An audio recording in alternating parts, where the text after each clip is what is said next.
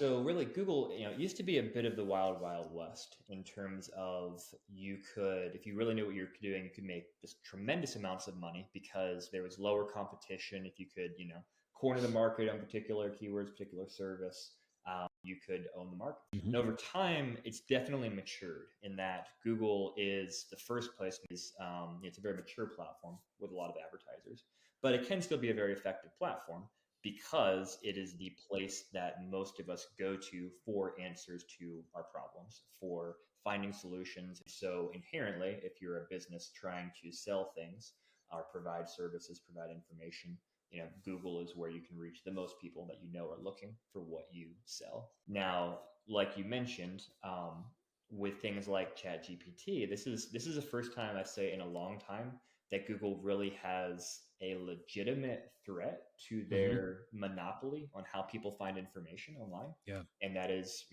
more and more people are going to things like ChatGPT and starting their searches and ending their searches often there. Mm-hmm. From a market share perspective, those tools still have right now a very low market share. I think Sure. the last study I saw relative to ChatGPT was that it might have maybe a 5% share of search traffic, Okay. which is low, obviously, but that was also up from I think like 1% earlier in last year. And so Okay. from just a trajectory standpoint, that is a very, very, very rapid growth. Yeah.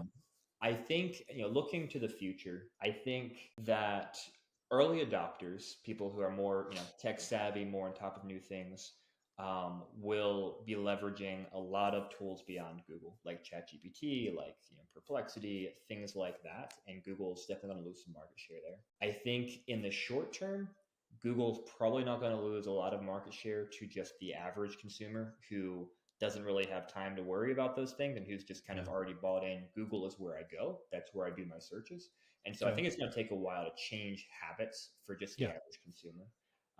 But over time, if Google is not able to, really change how it operates and compete better with things like ChatGPT, then they will get on a slippery slope.